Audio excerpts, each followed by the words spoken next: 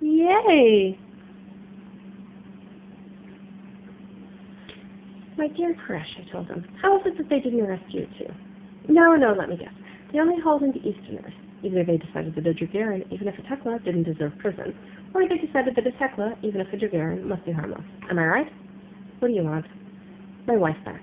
How do you propose to get her out of prison? We will be giving a demonstration of our strength tomorrow. We expect 5,000 Easterners and Tekla, all of them committed to fighting until conscription stops and our friends are released. Many of them are determined to fight until the Empire itself is run by us and for us. Do you have all that, or shall I repeat it? I'll read it back to you. You aren't doing anything except shouting at each other about how mad you are and hoping the Empress laughs herself to death. She didn't laugh much a few weeks ago when she pulled the troops out of South Sri Lanka. They are, however, back. For the moment. But if we have to shut down your mouth, Paresh. I came here to find out if you had any plans for getting my wife out of the Imperial dungeons. It seems you don't. That's all I wanted to know. Good day. As I turned away, he said, Baronet Taltosh? I put such scorn into my title that I almost dropped him right then and there. I didn't, but I did stop and turn back to face him. He said, consider how your wife will react if you find some way to get her out of prison while everyone else stays there. Think it over. I felt a sneer growing on my face, but I didn't give him the satisfaction of letting him see it. I walked out the door and headed back toward my own side of town, where everyone hated me for reasons I was more comfortable with. All right, so I couldn't count on them. I hadn't really thought I could, but they deserved to be asked. Where did that leave me? Nowhere, probably. I stopped my walk long enough to make contact with Krieger. Any news? Those minstrels sure hear things, lad. They're better than the street tags. They play the court, they listen, they gossip. That was a great idea. Save the praise, Krieger. Have we learned anything? We sure have. The big arrest of Easterners was, I'm not certain you're going to like this. Let's have it. Okay. It was by the request of and based on information supplied by the Imperial representative of House Shirag. I took a deep breath and, for no reason I'm aware of, my hands went through the automatic gestures that check to make sure my various concealed weapons are in their proper places. Okay, Krieger. Thanks. Anything else? Nothing out of the ordinary. I'll be in touch. I was wearing my usual cloak, but it was clean. The gray tunic I'd put on was in good shape, and my trousers, while not really suitable for court, weren't bad. My boots were a bit scuffed and dirty, so I stopped when I was back in Dragoon country and had a Tekla clean and polish them, for which I tipped them well. Then, to keep them clean, I carefully teleported to the vicinity of the Imperial Palace. I leaned against the nearest wall and counted passers-by until my stomach was low again, then made my way back around to the path which led to the Shirag wing. There were two old men standing outside it, pretending to be guards, who in his right mind would break into the Shirag wing. To whom I nodded as I went by. Inside, a cheerful young man in gray and black was seated behind a short oak table.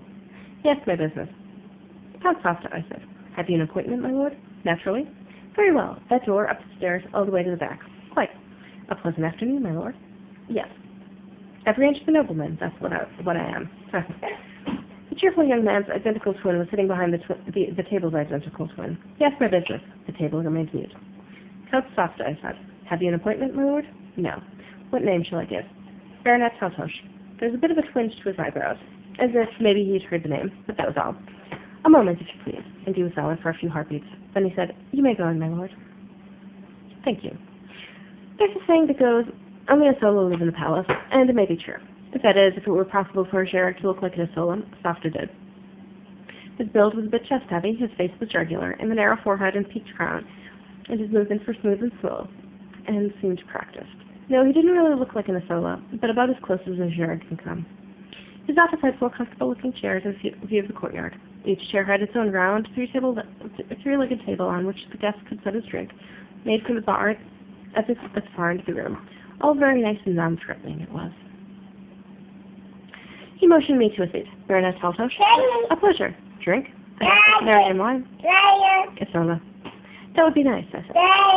Yada. I saw the bottle and realized he meant brandy. Clear and clean, I said. The chair was as comfortable as it looked. Not very good for getting out of in a hurry. I wondered if that was deliberate. If I designed the room, it would have been. He poured me a drink and started thinking for himself. I wondered if he really cared for it, at least so clear it said. I'll probably never know. It was Chizva's, probably the most commonly available Cenarian brand. Good. At least I could tell there were peaches in this ancestry. When we were both sitting and enjoying the fire with our on our tongues, he said, "How may I serve you, Baronet?" "The Empire has mistakenly arrested my wife while clearing up some Eastern rabble from South Lanka. I'd like to see about obtaining her release." He nodded sympathetically. "I see. Most unfortunate. Her name?" "The Lady Cotting. Taltosh, of course. She's the Countess of, let me see, Lusgard Claft, I think." "Yes, bide a moment. Enjoy the wine. I'll see what I can do." "Very well."